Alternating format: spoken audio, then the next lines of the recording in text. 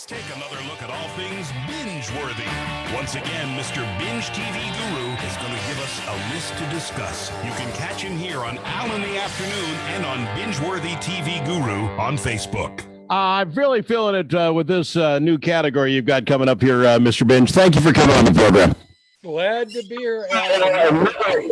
Important episode. This is going to fill in a lot of gaps for a lot of people as far as Christmas episodes go. I'm very happy about it because I presume through all 50s, 60s, and 70s, I don't have to worry about bad language. We're going to be okay on this bit. I can let it roll. You know what? Yes, fine. We're talking TV shows, which is fine. I just got to ask a bunch of questions because you're my guy in the cinema. Is Die Hard a Christmas movie? What is that again? Is Die Hard a Christmas movie? Die Hard, they say, is a Christmas movie, and you talk about a stretch to make that a Christmas movie. How dare they refer to that as a Christmas movie? But see, I'm the same thing. I get all this every state's number one Christmas movie. They never send me a big Die Hard. No. The fact it was at Christmas time in the month of December does not make it a Christmas movie. That drives me crazy. So thank you, Mr. Bin, for... We're on the same page this time. This time. That's what we've got for our category this week, sir. Well, we're going to talk about television shows, sitcoms, who did Christmas episodes. Now, my question is, did it help the franchise or did it hurt the franchise? As far as, they're trying to stretch a little bit here and have different shows have a Christmas episode like they all did. And sometimes it worked very well. And sometimes, in my humble opinion, it didn't work at all. Well, what do you guys call in the business? Jumping the shark or something? When you get jumping the shark. Making up things to make it up. And that came from Happy Days, right? Happy Days when Fonzie jumped the shark, literally on water skis. And they made it ever since then. And then you knew it had gone too far. It had gone too far. It's time to call it a day, Fonzie. And it was well past it. They're trying to make a buck. I get it. It's why I get it. But yeah, this will be interesting. Let's go with your first one, Mr. Binge. Got another bunch of Christmas cards. More Christmas cards, I declare. It seemed like more folks remembered us this year than they ever did. Yeah. I really do love to get them, too. Yeah, I'd rather open Christmas cards than anything I know of. Oh, D. Freund, I ain't seen him in a long time. Oh, that's pretty. Ain't that nice? Yeah. Have a merriest Christmas ever. Happy New Year. Oh, boy. Hey, Andy. Huh? Remember the Hubacher brothers? Oh, yeah. They sent us a card this year, did they? Yeah. They always send out such a nice family picture. Yeah. Where are they now? Up in state prison. The Andy Griffith Show, the Christmas special. I think it fit. They had a lot of shows that had nothing to do about nothing. It was like Jerry Seinfeld before Jerry Seinfeld. It's just hokey humor. It didn't bother me at all. I was a big Andy Griffith fan, though. I did. You're right. Andy Griffith was a great show, and their attempt at doing Christmas episodes worked because their chemistry was so good together. Yeah. And even some of them were sentimental favorites. They hit the old heartstrings pretty hard, and it worked almost always in Andy and Mayberry or Andy Griffith Show. So this is one that I would say yes. And all of these that we're about to show you, the complete episodes are available on YouTube. Oh, really? Well, I presume that's where you get to watch most of your stuff anymore. All right, here we are with our next one. Bob Newhart, Season 5, Christmas Dinner for Two. It's a season to be jolly. Bob, your parents will get together when and if they want to. Now, you can't let it ruin your Christmas. Yeah, you're right. Where'd you ever find a turkey for two? Oh, a new butcher near the school. He doesn't raise pigeons, does he? I'll have another helping. You see, that's the neat thing about a tiny turkey. There are never any leftovers. You want some dessert? Yeah, I'll have a steak. Uh-huh. Bob Newhart. I was a big Newhart fan, but honestly, that episode, I don't even remember it.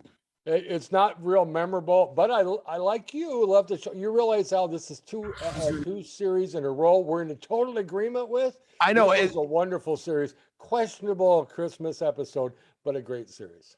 But, and I don't, give me your whole thoughts on Newhart himself. he did a lot of. I want to say he had 3 different shows: the Bob Newhart show, and oh, I can't remember. Newhart, just one Newhart. It was Newhart. Newhart. But it was the exact same guy in the exact same role, just changed wives and stuff. I'm not against Bob Newhart. I thought he was funny, but I thought he put the bit too far. He went too far with that. I tend to agree. The first series, the Bob Newhart show, I really liked. I was never that big a fan of Newhart. I thought they got a little bit too silly, if that sounds bizarre to say, with a sitcom. Yeah. But it didn't work as well for me, and more canned laughter required. Yeah. He's funny. I like him. You know, he's a stand-up comedian by trade. So he was one of the early ones that did a TV series like this, and it's an the first one's an excellent series. All right, fair enough. Again, I just think he took that same character too far. It didn't change enough. You know, all of a sudden he's in the same spot in a hotel or some motel. Exactly. We move on. One of my faves. Christmas is, well, it's about the best time of the whole year. You walk down the streets even for weeks before Christmas comes. And there's lights hanging up, green ones and red ones. Sometimes there's snow. Everybody's hustling someplace. But they don't hustle around Christmas time like they usually do. You know, they're a little more friendly. They bump into you, they laugh, and they say, "Pardon me, Merry Christmas." Especially when it gets real close to Christmas night. Everybody's walking home. You can hardly hear a sound. Bells are ringing. Kids are singing. Snow is coming down. And boy, what a pleasure it is to think that you got someplace to go to. And the place that you're going to, there's somebody in it that you really love. Someone you're nuts about. Merry Christmas. The Honeymooners. I tell you, TV, I'm not going to, this will be overstretched by everyone's imagination. TV would not be the same today if the Honeymooners were not in the 50s. Amen, brother. I think you're it's 100% right. Jackie Gleason could take this goofy little setup in a one-room set and be touching and hysterical and everything brilliantly. This is by far the best, in my opinion, the best Christmas episode, as well as probably the best sitcom on this list. Oh, wow. Okay. So you and I we're sitcom buddies here, because I completely agree with you. What's interesting to me about the Honeymooners, it always was, well, you say it's the one room set. Mm-hmm. Literally, it is, you know, imagining it, it's left to right, it's 15, 20 feet wide, one table, the dinner table, and they'd have up to the 4 actors in there, literally standing step in line, you know, in a line, all looking as if, you know, this is how people stand in their homes. And like on that bed, he's walking around her back and forth. And it's like, you have to do something or it's a postcard.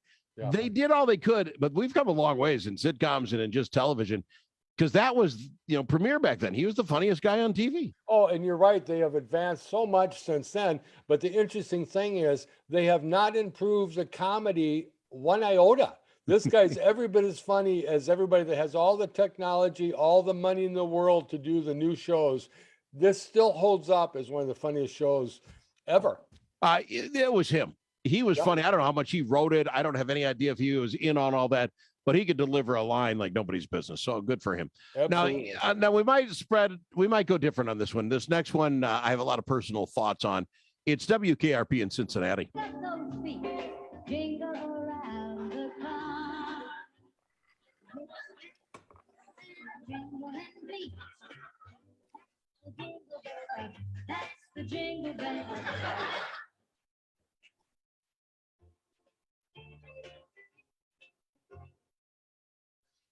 Okay, babies, I don't get it either, but somebody out there likes it.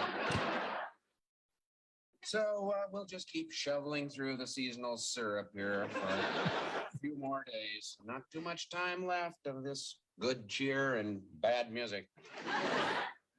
Hey, Mom, when you're thinking of that last-minute stocking stuffer, here's something different.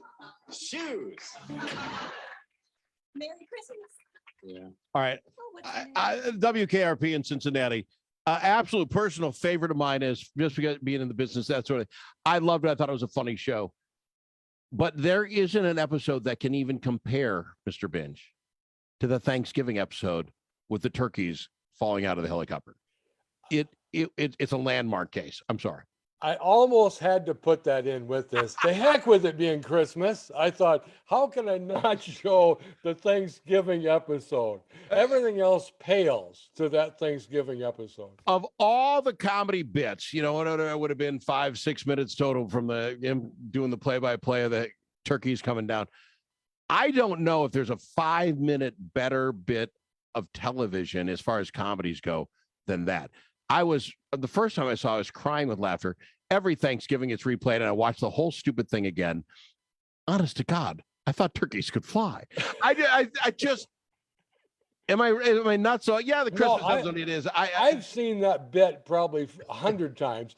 And when I was putting this list together, it popped up. I watched the whole thing again. I'm like, and laughed again. It is undoubtedly the best sitcom moment. Comic wise, I think ever. So I can't compare it to Christmas, the Christmas episode. Fine. I don't even remember it. I can't forget the Thanksgiving episode.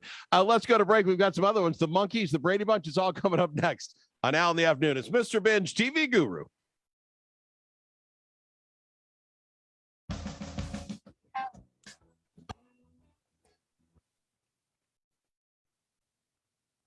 I see this as a perfect 2-week set. If we do 3-4 more, we'll have plenty to get us to the end. Absolutely. That'd be fun. I like it. You got to stop agreeing with me. I mean, no, I'm correct. So what I'll do is I'll let you go first. We're going to differ maybe a little bit, but most of these, the last few, are just no-brainers. Yeah. All right. Okay. 1 minute.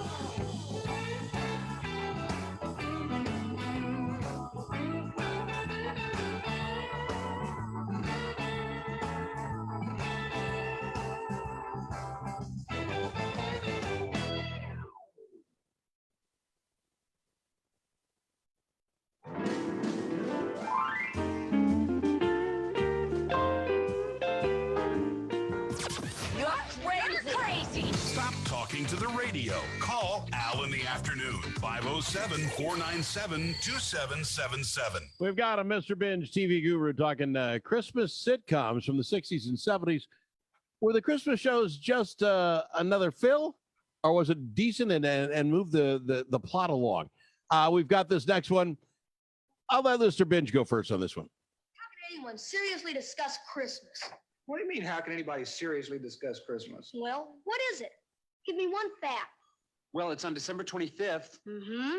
and it's full of cheer and good light and goodwill and friendship and fellowship. I said facts, not that sentimental sop that you believe. You've been lying to yourself. Wait a minute. What do you mean he's lying to himself? Well, everyone talks about the Christmas spirit, but I've never seen it. Well, of course you have. You see it all year long. I mean, Okay. It drives me. It's the Monkees. If people can, it's the Monkees. It's their Christmas show. Your thought, Mr. Binge? Okay, the Monkees Christmas show was every bit as good as the show. Unfortunately, the show was horrible, And what made it even worse was now they're trying to fill it with some meaningful message at Christmas time. It did not work at all. It was hokey. It was ridiculous. And already what I consider a pretty weak show, somewhat entertaining to the age group it was catered to when it first came out. I don't know how it stayed on the air. Even as a horrible. kid watching it, I didn't like it. It's okay. 4 guys, they're in a band. Let's make a show around them. What do we do next week? Christmas is coming. It was terrible. All over, never thought it. Now on this next one, we'll talk. Aha, caught you in the act. Sneaking down trying to guess what the presents are, huh? Nobody feels much like guessing presents. You know what I think?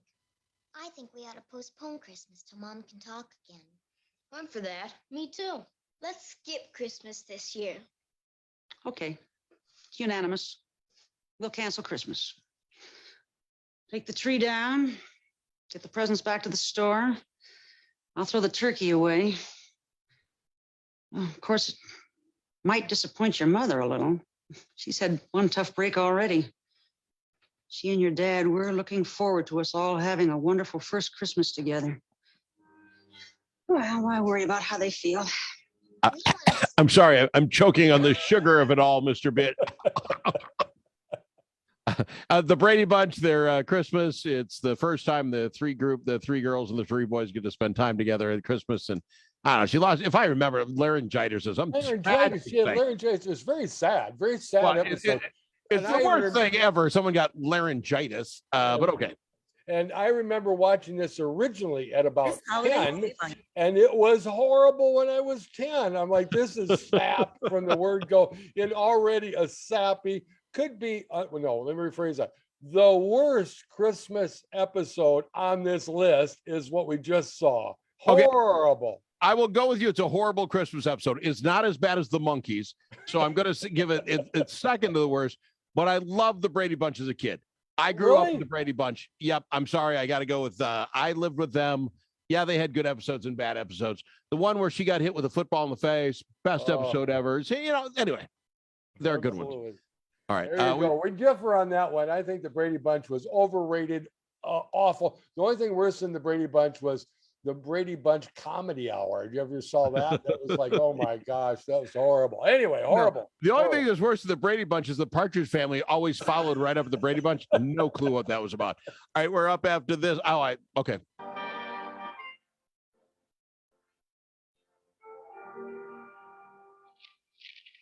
Christmas Eve, and we're still on this island. Yes, I thought sure we'd be home by now. I'm sorry. Oh, Gilligan, it's not your fault. Merry Christmas! Oh, Merry Christmas to you all! Well, thank you, Santa, but would you care to tell us what we have to be merry about? Why, certainly, good sir. After all, you might have been lost at sea and never reached this island. He's right. That's right. Or you might have hit an island that had no food or water. It's Gilligan's Island, the Christmas episode. If I might go first, Gilligan's Island was funny enough for me as a kid, but as a kid, I kept telling myself, okay, they're all bummed their first Christmas on this island. Where'd the captain get? Skipper get himself a Santa Claus outfit? As a kid, I'm like, that makes no sense. Go ahead. When you watch this show, you had to remove all logic from your brain because it made no sense. And this show included, I've seen, I think, every episode of Gilligan's Island 10 times. Absolutely. And probably would watch them 10 more times. I don't know really why. It just kind of sucks you in and you're like, okay, let's see what they do this week. Well, me as a kid, Gilligan had the red shirt and the stupid hat. Skipper had the blue shirt and his hat and his hat. The professor only wore the white shirt. Everyone else in the island had different clothes every week. The rich guy, he had a different hat every week. How many? You're going to go on a 3-hour tour. How many hats did he bring along? I mean, it makes no sense. With his personality, he brought everything he owned with him on the ship. Well, that's what I'm like. So there you go. Go. Ginger, nothing but fancy outfit after fancy outfit. You're going on a 3-hour boat trip. What are you doing? Even this episode was every bit as good as most of the episodes if you like Gilligan's Island. So that's where it's at. That's fair enough. Mr. Binge is a great list. I can't wait to talk about some of we got coming up. Folks who want to know, I Love Lucy, Green Acres, Hogan's Heroes. There's a lot of good stuff coming up, but we're all out of time for this week, my boy. It was fun. I enjoy this list, and I think people tuning in next week will be surprised at the quality of things like Green Acres and All in the Family is a must see. But there you go. We'll do it. Lewis, thanks for coming on the program. We'll catch you again next week, my boy. Fun as always. Mr. Binge, TV guru on Al in the Afternoon.